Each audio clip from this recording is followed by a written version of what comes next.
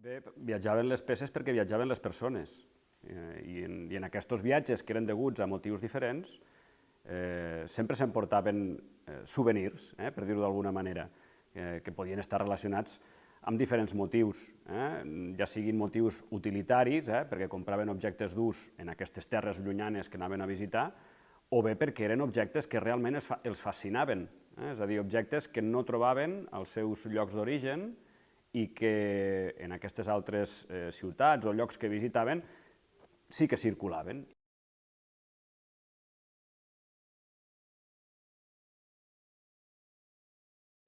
Un fenomen d'aquest tipus el provocaven les relíquies.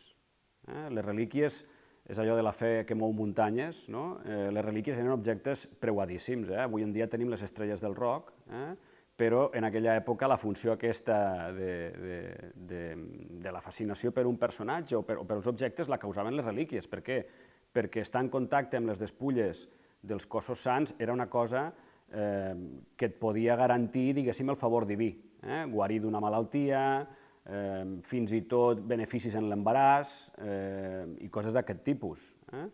I les relíquies provocaven que això mateix, que es fessin expedicions per buscar-n'hi, o fins i tot saquejos, el que se'n diu furta sacra, robatoris sacres, que eren anar, no sé, a una ciutat veïna o a una ciutat d'un país veí perquè sabies que hi havia un cos sant determinat i robar-lo directament.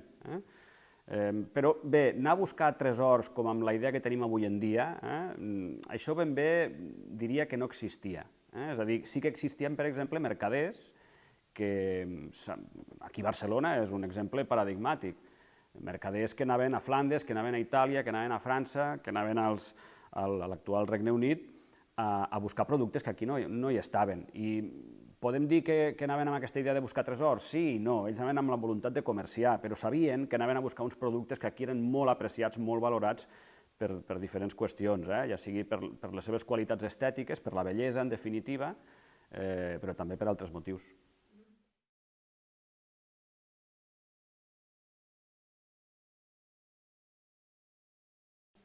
Estem parlant de les elits, sí, elits civils i elits religioses, és a dir, per exemple, els reis de la Corona d'Aragó, diferents monarques, van maldar per aconseguir relíquies de Sant Jordi. Clar, Sant Jordi era un sant molt venerat aquí, no hi havia relíquies i es van fer importants esforços, o relíquies de Santa Bàrbara o d'altres sants, diguéssim, que tenien molta devoció, sants que eren bons advocats, per exemple, Santa Bàrbara ho era contra les tempestes. I sempre en les elits, tant els monarques com els bisbes, l'alt clergat, eren aquesta la gent que es movia per aconseguir trofeus d'aquest tipus.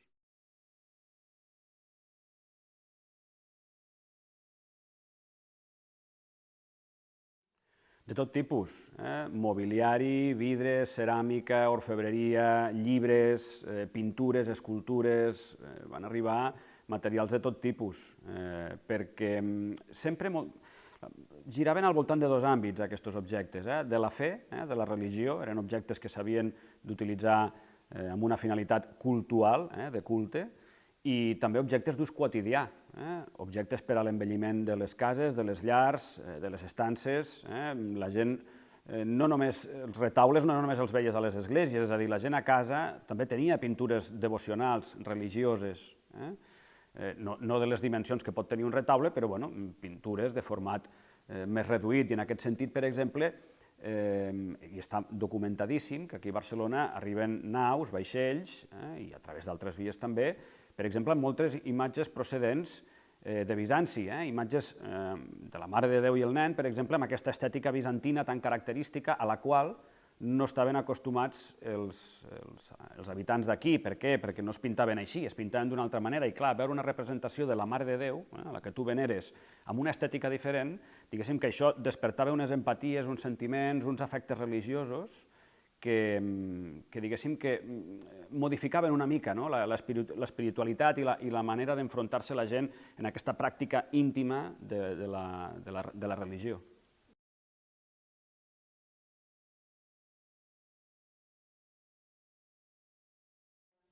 Arribaven de tot arreu, del nord d'Àfrica, de Bugia, d'Itàlia, del sud d'Itàlia, bàsicament de l'entorn mediterrani, naturalment, que és el més lògic.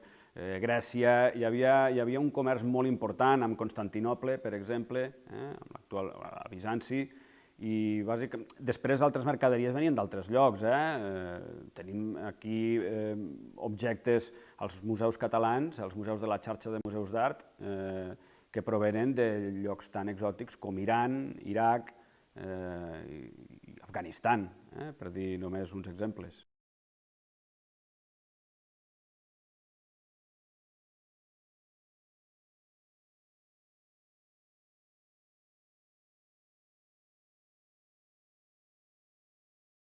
Tradicionalment, tots aquests objectes andalusins que tenim en territori català i que ja estan documentats des de temps immemorials, s'atribueixen a les ràtzies. Per què? Perquè tenim mitificada aquesta visió de l'enfrontament entre el món cristià i el món musulmà. I sí, hi havia moltes batusses i hi havia ràtzies, però no perdem de vista que hi havia uns intercanvis comercials molt importants, molt importants. I segurament la majoria d'aquests objectes no provenen tant d'aquestes ràtzies i d'aquests saquejos, sinó que venen d'aquestes relacions comercials que eren profundíssimes i a tots els nivells. Aquestes peces són molt peculiars. Jo diria que són una dels bombonets, de les estrelles de l'exposició, perquè estan fetes amb cristall de roca segurament portat de Madagascar. Aquesta és una opció. Fins ara es pensaven que aquestes peces estaven tallades al Caire, a Egipte, a l'Egipte fatimí, segle X, per situar-nos, que era un lloc de talla de cristall de roca molt important, però darrerament una hipòtesi molt recent, de fa un parell d'anys, de Deborah Freeman, una investigadora britànica, especula en què potser podrien ser una producció de la zona persa, d'Iran, Iraq, i que serien 2 segles anteriors al que ens pensàvem, que potser serien del segle VIII. Bé, és una hipòtesi, i com van arribar a mans d'Arnau Mirdetos i Arsenda? Segurament a través de l'intercanvi comercial, perquè a través dels inventaris dels dos també sabem que tenien molts teixits andalusins, peces d'orfebreria andalusines. Els cavallers cristians estaven fascinats per aquests objectes de luxe procedents del món oriental, musulmà, etc. I segurament és possible que arribessin a través de Còrdova, on hi estava la seu del califat, que era un centre importantíssim de poder econòmic i cultural.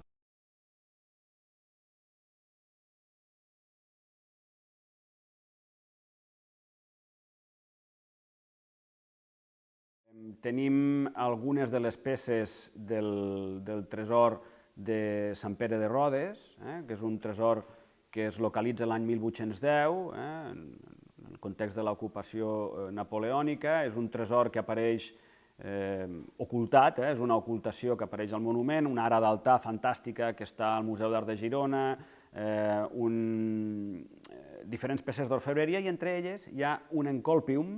Un encolpium és un penjoll en forma de creu que es posava penjat aquí al pit i que era un objecte d'ús molt habitual entre els pelegrins que anaven, o que retornaven en aquest cas, de Terra Santa. Eren productes normalment elaborats allà, a Bizanci també, a Nord d'Àfrica també se'n feien, i tenien l'especificitat que a l'interior, un encolpium és un reliquiari en forma de creu que s'obre i que dintre té una relíquia de la vera creu. Per tant, el pelegrí que portava un tros del fust de la creu on havia estat crucificat Crist no li podia passar res.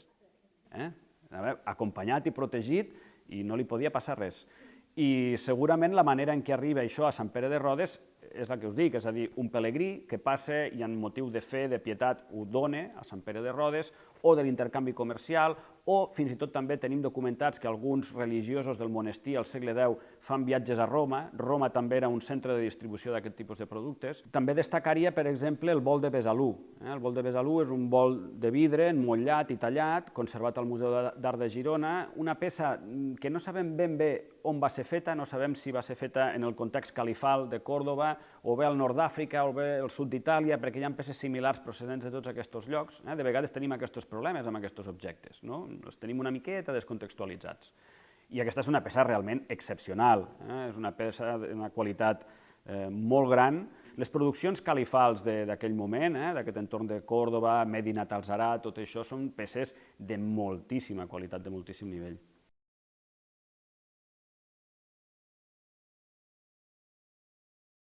Aquesta és una exposició que està organitzada, estava pensada, diguéssim, d'abans, però que està organitzada en plena pandèmia. I una de les motivacions és oferir als visitants virtuals la possibilitat de tenir accés a uns objectes que a dia d'avui ens costa una mica tenir-hi accés pel tema de la mobilitat. Després, rumiant, m'he adonat que aquesta exposició és un cant, o un plany, una oda a la mobilitat. És a dir, en un moment en què la nostra mobilitat i els nostres desplaçaments estan reduïts, estem fent una exposició que precisament ens parla del viatge i del moviment. I hem intentat que la virtualitat oferís un plus als usuaris, als visitants de la mostra. Quin és aquest plus? La documentació. És a dir, si mires els diferents estudis de totes les peces, hi ha un munt d'hipervincles, d'enllaços.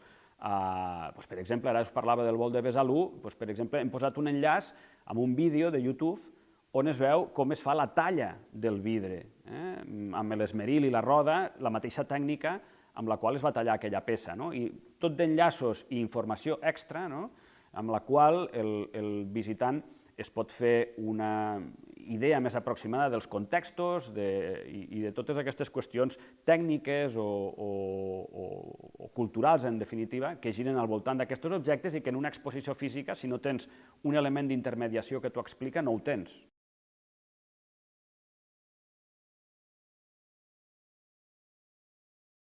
Diguéssim, a mi l'encàrrec m'arriba a través de la xarxa de museus d'art de Catalunya, que tenen una línia, ja la tenien oberta abans de la pandèmia, d'exposicions virtuals. I sí, és a dir, hi hem de recórrer més camí per aquesta via, perquè està molt bé organitzar exposicions amb seu física i tot això que acostumem a fer, però no ho oblidem, són exposicions molt cares, aquestes de produir. I en canvi una exposició virtual no et permet tocar o veure o ensumar els objectes, però te permet unes possibilitats que una exposició en seu física no et permet.